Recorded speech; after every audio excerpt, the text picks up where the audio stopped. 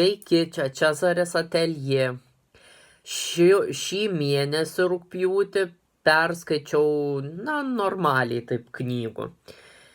Ir apie migruojančius paukščius jau kalbėjau praeitą video, nors ją perskaičiau rugpjūtį, bet kažkodėl kėliau prie Liepos.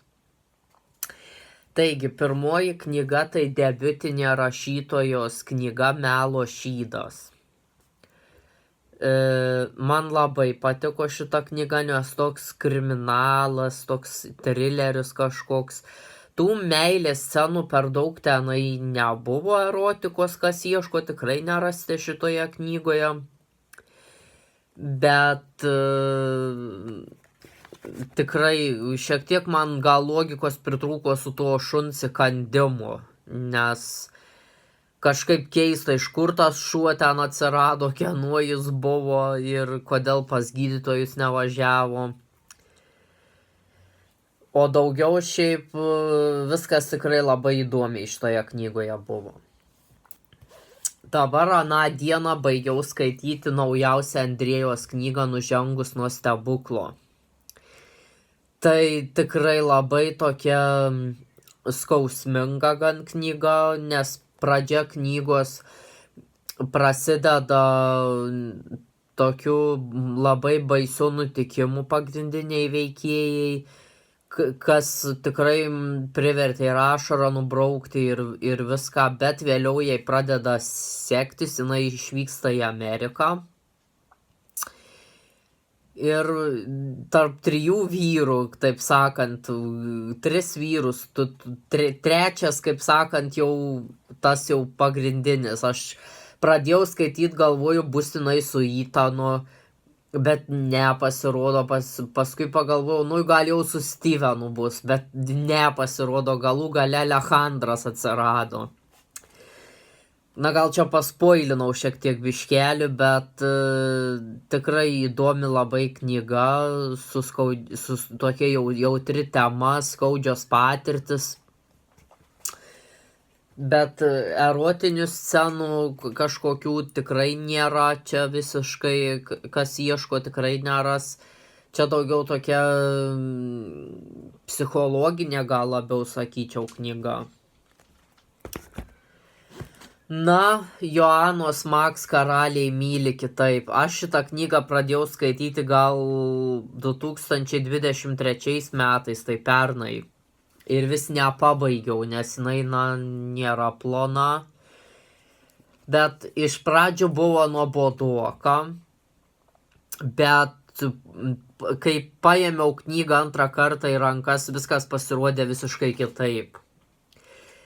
Ir karo to, meilės linijos kažkokios nelabai, sakyčiau, daug.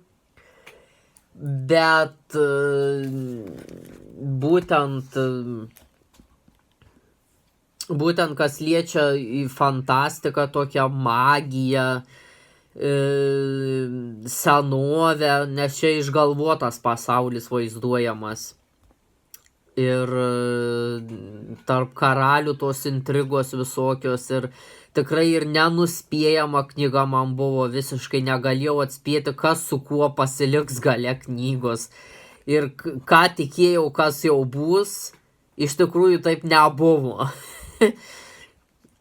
Tiesiog viskas apsivertė aukštyn kojom knygos gale, tai tikrai labai irgi patiko.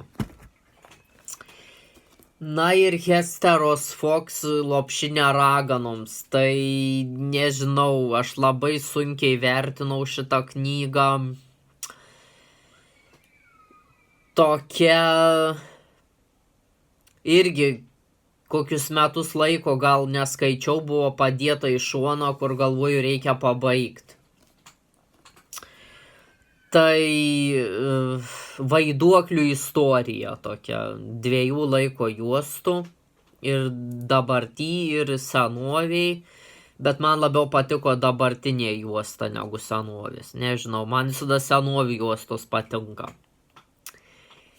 Ir galas knygos man tik buvo labai įdomus, o taip visa knyga kažkokia, nežinau, kažko man trūko, tos magijos trūko.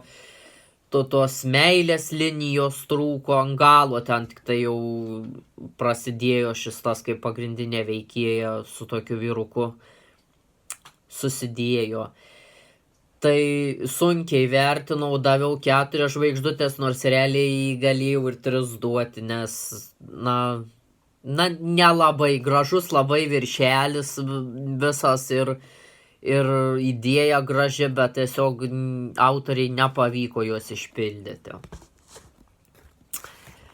Tai va, tiek 4 knygas apžvelgiau, Migruojančius paukščius jau papasakojau praeitam, kaip sakiau. Ir dabar skaitau Indrės Vakarės Asmens sargybinis, tai tikiuosi irgi, kad patiks, nes šiaip tos autorės knygos man visos patinka. Vienos tik neskaitęs esu. Ir po to planuoju paskaityti šiek tiek fantastikos knygų, tokių storų. Jeigu bus įdomu, aišku, persiskaitys greitai.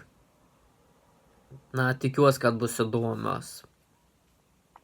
Neatsinešiau tik parodyti, kokias nusipirkau, tai Džinų išrinktoji ir Begalinės gijos.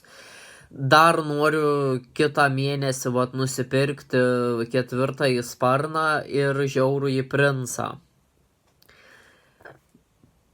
Tai va, o kada perskaitysiu, jeigu, sakau, bus įdomu ir greit skaitysis, tai bus gerai.